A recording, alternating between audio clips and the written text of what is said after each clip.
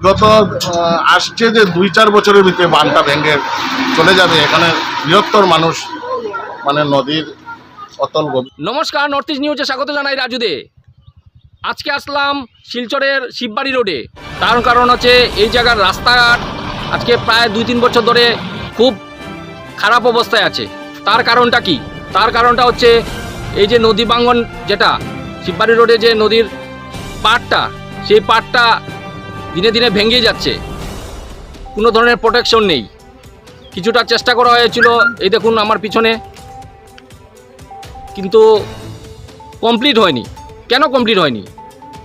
আসামের প্রধান সমস্যা কি? নদী ভাঙ্গন রোধ। নদী ভাঙ্গনটাই আসামের প্রধান সমস্যা। সেই সমস্যার সমাধান হচ্ছে না কেন? এটাই আমরা বুঝে উঠতে পারছি না, জনগণ বুঝে উঠতে পারছেন না।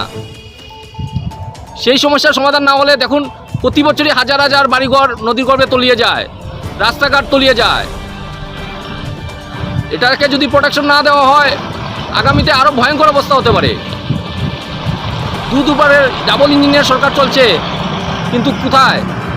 সমস্যার সমাধান তো হচ্ছে না।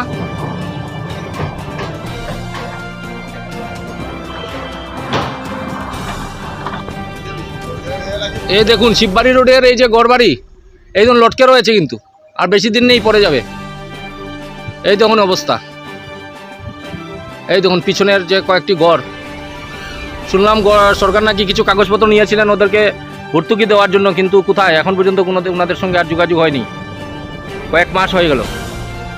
এই দেখুন রাস্তাটা চলে গেছে।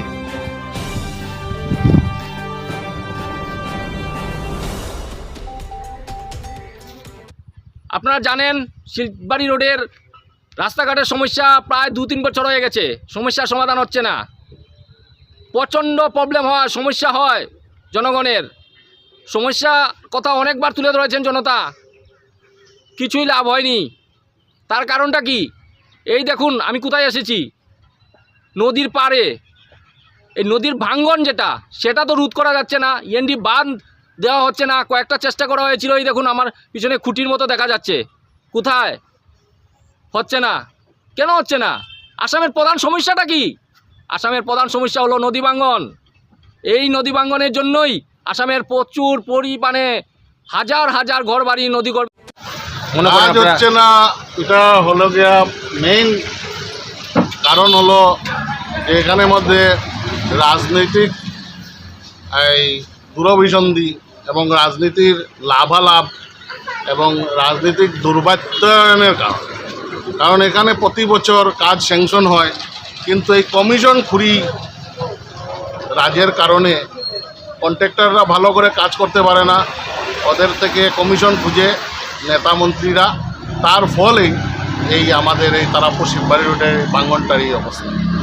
আচ্ছা, না আরেকটা কথা হচ্ছে, আপনারা আমি যেটা বুঝলাম যে এই যে নদী ভাঙ্গনটা যেটা হচ্ছে, রাস্তাটা তো নিয়ে যাচ্ছে দেখা যাচ্ছে, তো নদী ভাঙ্গন রোধ করা যাচ্ছে না। তার জন্য হয়তো সরকার রাস্তাটা করতে চিন্তা করছে 10 বার, যে রাস্তাটা কিভাবে করবো, নদী তো নিয়ে যাচ্ছে গিয়ে।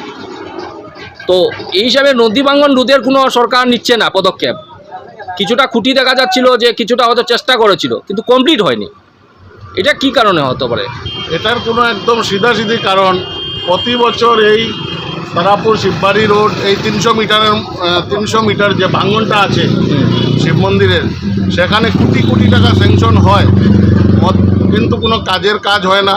2 নম্বরই কাজ হয়।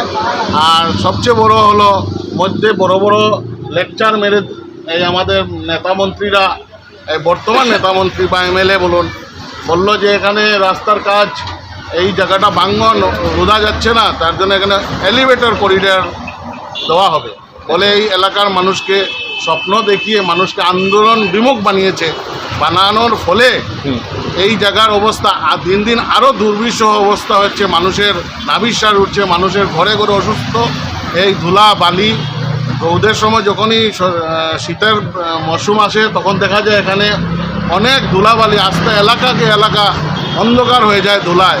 আর ঠিক যখন বৃষ্টির দিন আসে, এখানে মানুষ চলাফেরা করতে পারে না। যেমন মানে একটা ক্ষেত করার পর, যেমন লাঙ্গল চাষ করার পর যে অবস্থা হয়, এই জায়গাটার এই পরিণতি বর্তমান আপনি নিজে একবার দেখুন। এই অল্প বৃষ্টিতে এই অবস্থা হয়েছে।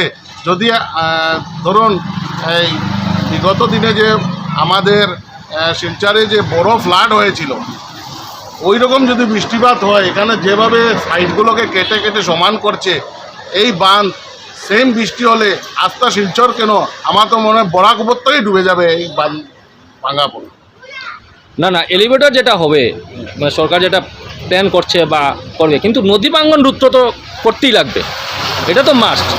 নদীর যদি প্রোটেকশন না দেওয়া হয়, ইএনডি বাঁধের যদি প্রোটেকশন না দেওয়া হয়, রাস্তাঘাট এরিয়াকে এরিয়া চলে যেতে পারে ভবিষ্যতে। এটার মূল কারণ হলো, এখানে কাজ না হওয়ার আরও একটা কারণ হলো ওয়াটার রিসোর্স ডিপার্টমেন্টের। আমরা জানতাম যে এটা বাঁধটা ওয়াটার রিসোর্সের, আচ্ছা কিন্তু ওয়াটার রিসোর্সের কাছে গেলে ওরা বলে না, এই টুকরাটা তো আমরা 300 মিটার পিডাব্লিউডিকে দিয়ে দিয়েছি। পিডাব্লিউডির কাছে গেলে বলে এটা তো ওয়াটার রিসোর্সের। তবে আমরা এখানে বিভ্রান্তিতে পড়ে গেছি যে আমরা যাব কার কাছে যাব। এই সব দুটা ডিপার্টমেন্টের, একই সরকারের দুটা ডিপার্টমেন্টের রশি টানাটানির সবচেয়ে বড় নিদর্শন হলো এই তারাপুর শিববাড়ি 300 মিটারের এই বাঁধ ডাইকটা। কিন্তু এই যে ইএনডি বাঁধটা তো ওয়াটার রিসোর্সের আন্ডারে থাকে নাকি? আমরা তো জানতাম ওয়াটার রিসোর্সের আন্ডারে, কিন্তু বর্তমান শোনা যায় এটা পিডাব্লিউডির আন্ডারে। অথচ পিডাব্লিউডি এখানে বোর্ড মেরেছিল যে 10 টনের উপরে কোনো বড় গাড়ি গেলে এই বাঁধ টিকবে না।